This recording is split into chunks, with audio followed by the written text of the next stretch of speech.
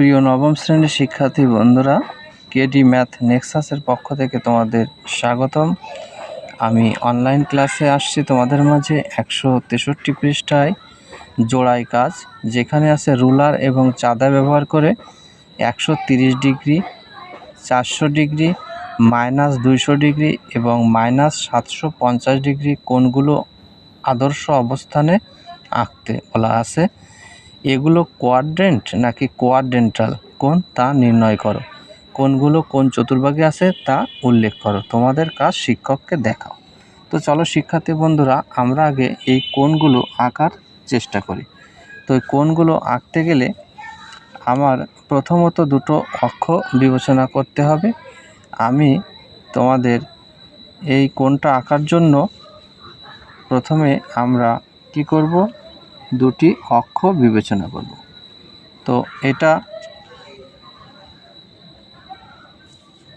আমি দুটো অক্ষকে বিবেচনা করলাম এবং বিবেচনা করলে এখানে যেহেতু 130 ডিগ্রি কোণ আঁকতে বলছে, তো 130 ডিগ্রি কোণকে আঁকতে গেলে আমাদের প্রথমত যেহেতু ধনাত্মক কোণ, আমরা এটাকে এই দুটো দাগের সাথে মিশাবো এবং প্রথমে 90 গেলাম, তারপর হচ্ছে বাকি আর 30, তাহলে কিন্তু আমাদের 130 হয়ে যাবে। তাহলে এটা হচ্ছে 90, 90-র পরে 100, 110, 120, 130। ঠিক এইভাবে আমরা এই জায়গাটা শনাক্ত করলাম এবং এখান থেকে যদি এই দুটো বিন্দুকে আমরা যোগ করে দিই, তাহলে আমাদের যে কোণটা সৃষ্টি হলো এখানে, এই কোণটার মান হচ্ছে 130 ডিগ্রি। এভাবে কিন্তু আমরা এই কোণটি নির্ণয় করতে পারব। তো শিক্ষার্থী বন্ধুরা, এবার চলো আমরা 400 ডিগ্রি কোণটা আঁকার চেষ্টা করি। তো প্রথমত আমরা একটি অক্ষ বিবেচনা করলাম। এই অক্ষের এখানে আমরা চাঁদাটি ধরব সুন্দরভাবে। তারপর আমরা জানি এ পর্যন্ত হচ্ছে 180, এই পর্যন্ত হচ্ছে 270, পর্যন্ত হচ্ছে 360। তারপর আবার কত ডিগ্রি, 360, যেহেতু 400 ডিগ্রির কথা বলা আছে, তাহলে আর 40 ডিগ্রি। তো এখান থেকে আমরা যদি 40 ডিগ্রি অঙ্কন করি, তাহলে কিন্তু মোট আমাদের 400 ডিগ্রি কমপ্লিট হয়ে যাবে। অর্থাৎ এটা হচ্ছে যাত্রাপথ ও এক্স, এখান থেকে কোণটি এই 90 ডিগ্রি হলো, এই 90 ডিগ্রি হলো, এই 90 ডিগ্রি হলো, এই 90 ডিগ্রি হলো, তারপর এই পর্যন্ত আসলো। তাহলে এই যে কোণটির ঘূর্ণন হয়ে 360 আর এই 40 ডিগ্রি হয়ে আমাদের কিন্তু মোট কত হলো, 400 ডিগ্রি কোণ হলো। এভাবে আমরা 400 ডিগ্রি কোণ আঁকালাম এবং আমাদের আরও বলা আছে এটা কোয়াড্রেন্ট নাকি কোয়াড্রেন্টাল কোণ তা নির্ণয় করো। তো এই বিষয়ে আমি একটু পরে কথা বলবো। তো এটা হচ্ছে আমাদের প্রথম চিত্র। আমি একটু চিত্রের নাম দিই। এটা প্রথম চিত্র হলো কোণের ক্ষেত্রে 130 ডিগ্রি কোণের প্রথম চিত্র, এটা 400 ডিগ্রি কোণের ক্ষেত্রে দ্বিতীয় চিত্র। এবং আমাদের আরেকটা চিত্র আঁকতে বলছে যেটা -200 ডিগ্রি। তো আমরা প্রথমে দুটি অক্ষ বিবেচনা করব। যেহেতু -200, তাহলে এক্স অক্ষের নিচের দিকে, অর্থাৎ আমরা ঘড়ির কাঁটার দিকে এর ঘূর্ণনটা হবে। তো এখান থেকে এই পর্যন্ত যদি যায় তাহলে হচ্ছে 90, এখান থেকে এই পর্যন্ত গেলে আর 90, তাহলে হলো 180। 180 যেহেতু -200, তাহলে 180-র পরে আর কত ডিগ্রি হবে, 180-র পরে আর হবে 20 ডিগ্রি। তো এটা হচ্ছে আমাদের 20 ডিগ্রি। তো এখান থেকে আমরা যদি বিন্দুটা সংযোগ করে দিই তাহলে আমরা বলতে পারবো যে এই কোণের যে ঘূর্ণন বিপরীত দিক থেকে গেল, যেটার মান -200 ডিগ্রি কোণ। এই চিত্রটার আমি নাম দিলাম 3 নম্বর চিত্র। তো আমরা এই অক্ষগুলো দিয়ে দিব, তাহলে আমাদের বুঝতে সুবিধা হবে।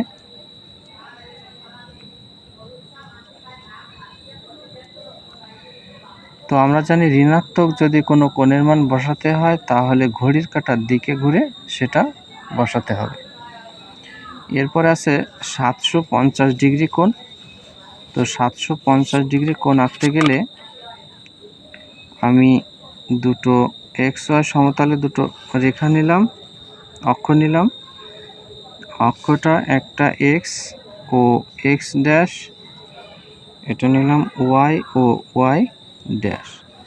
যেহেতু 750 - 750, তাই আমাদের ঘড়ির কাঁটার দিকে হবে। এ হচ্ছে 90, এটা হচ্ছে 90, 180, এটা হচ্ছে 270, এটা হচ্ছে 360। 360-এর পরে আমরা আরও 90 গেলাম, 450, আরও একটা 90 গেলাম, 540,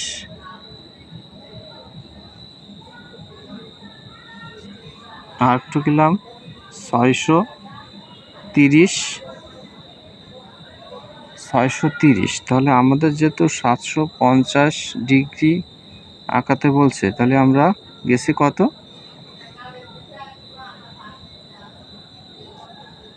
আর একটু হিসাব করি, 9, 9, 9। তাহলে 1, 2, 3, 4, 5, 6, 7, 7টা 90।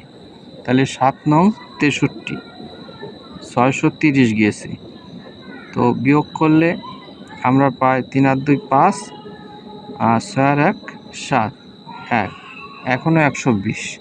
তাহলে এখান থেকে আর 90 গেলাম, তাহলে হলো আর 90 বাদ গেল, তো থাকে আসছে 0, 9, 10, 11, 12 আর 30। তো এখান থেকে আর 30 ডিগ্রি আমরা নিচেই আসবো।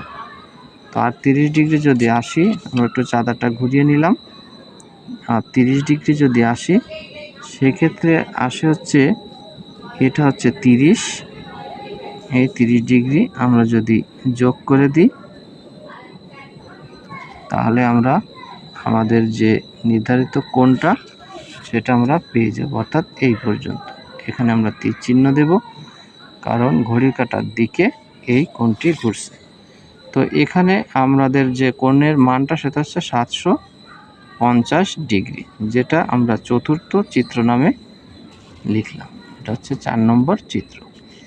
এখন আমরা যেহেতু আমাদের কোয়াড্রেন্ট নাকি কোয়াড্রেন্টাল কোণ তা নির্ণয় করার কথা বলেছে, তো আমরা জানি যে কোয়াড্রেন্ট কোণ বলতে বোঝায় যদি কোনো চতুর্ভাগে কোণের অবস্থান হয়। দেখো এখানে যে কোণটা হয়েছে এর অবস্থান হচ্ছে এই চতুর্ভাগে।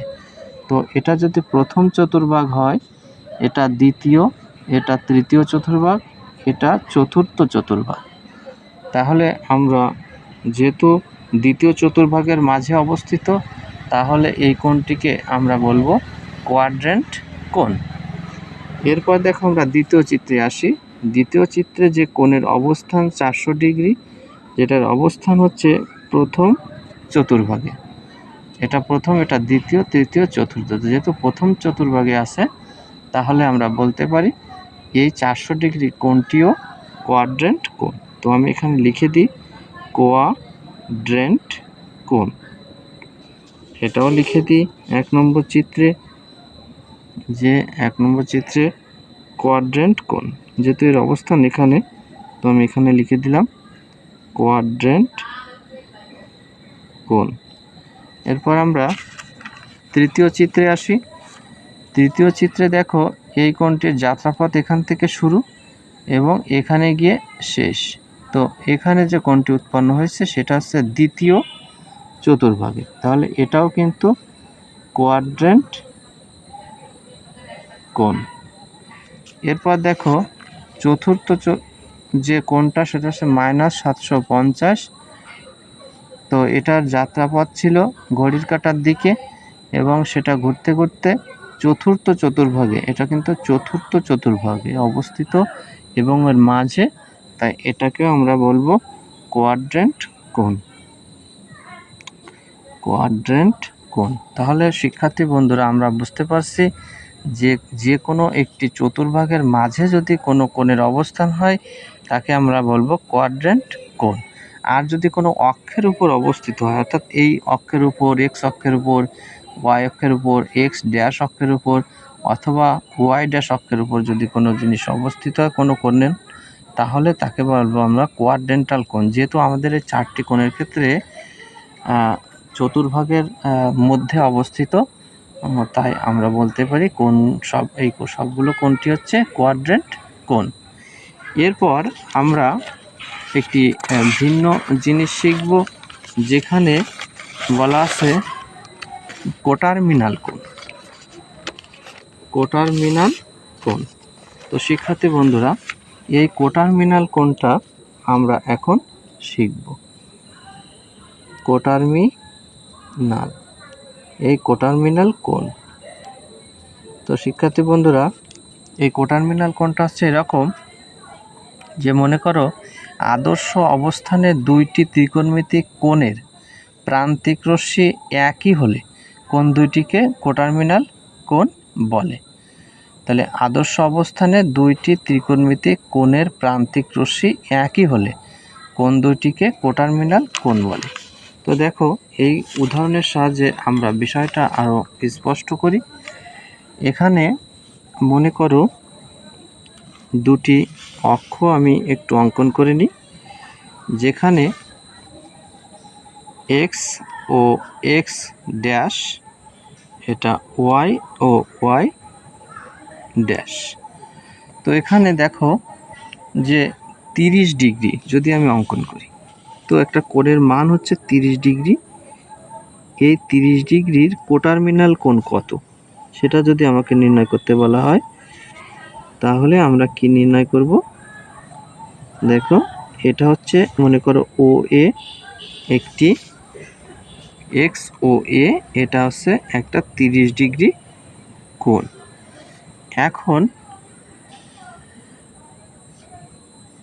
আর একটা কোণের পরিমাণ যেটা আছে -330 ডিগ্রি, এই কোণটা স্থাপন করলেও আমাদের যে প্রান্তিক রশ্মি ও এ এটার উপরই অবস্থিত হবে, অর্থাৎ এই রশ্মিটাও কিন্তু -330 ডিগ্রির কোণের শেষ অবস্থান।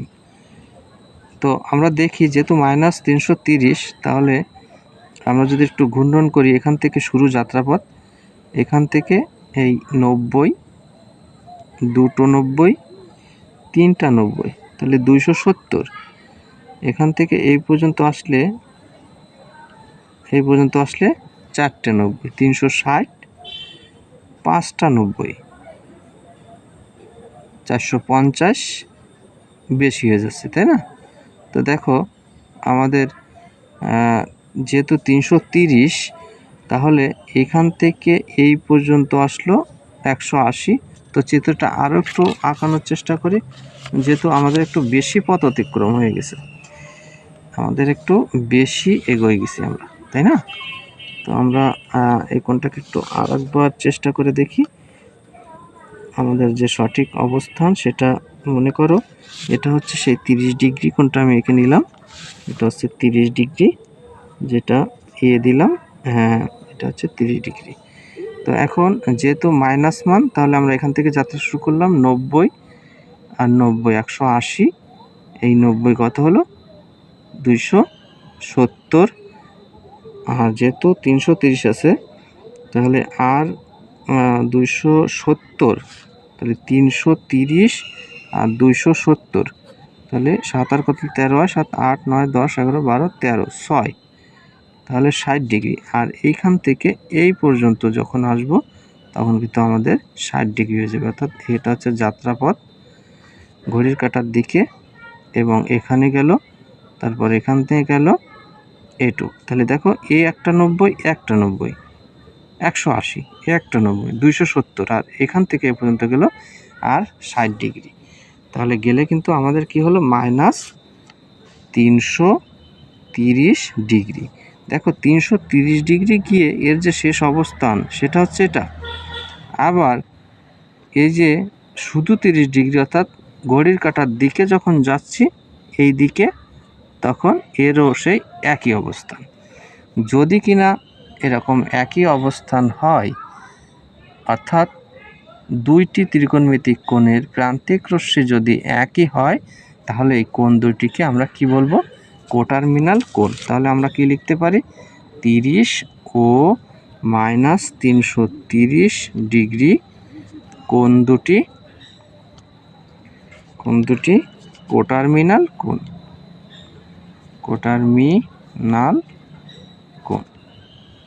আমার মনে হয় শিক্ষার্থী বিন্দুরা তোমরা ভালোভাবে বুঝতে পারছো। তো দেখো আরও একটি উদাহরণের সাথে এই বিষয়টা আরও স্পষ্ট করি। তো দেখো এখানে আমি আরও একটি অক্ষ বিবেচনা করলাম, যেখানে দুটি অক্ষ হচ্ছে এক্স ও এক্স ড্যাশ, আর হচ্ছে ওয়াই ও ওয়াই ড্যাশ। তো এখানে দেখো যদি 390 ডিগ্রি কোণ এবং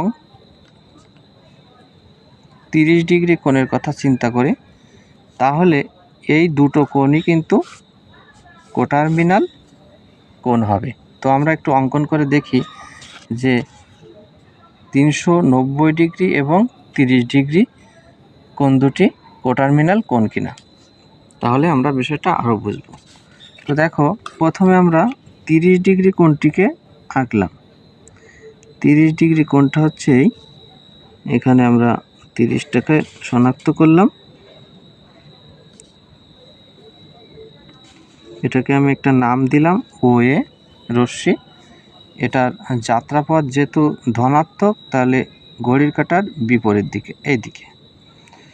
এরপর দেখো 390 ডিগ্রি, তো এর যাত্রাপথটা দেখো এখান থেকে যদি শুরু করি, যেহেতু ঘড়ির কাঁটার বিপরীত দিকে হবে, তাহলে এ হচ্ছে 90, এখান থেকে আসলো এখানে আর 90, এখান থেকে আসলো এখানে আর 90, তাহলে 3 9 27, 270, এখান থেকে এই পর্যন্ত আসলো, কথা হলো 4 9 36, 360, তাহলে 390 360, আর বাকি থাকে 30 ডিগ্রি। তো দেখো এইখান থেকে এই পর্যন্ত যদি যায়, তাহলে দেখো আর 30 ডিগ্রি হলো। তাহলে আমরা কি বলতে পারি যে 390 ডিগ্রি এবং 30 ডিগ্রি দুটি কোণ কোটার্মিনাল কোণ, যেখানে এদের দুটিরই প্রান্তিক যে রশ্মি যেটা আছে ওয়ে, 30 ডিগ্রি কোণেরও প্রান্তিক রশ্মি ওয়ে, এবং 390 ডিগ্রি এই কোণটির প্রান্তিক রশ্মিও ওয়ে।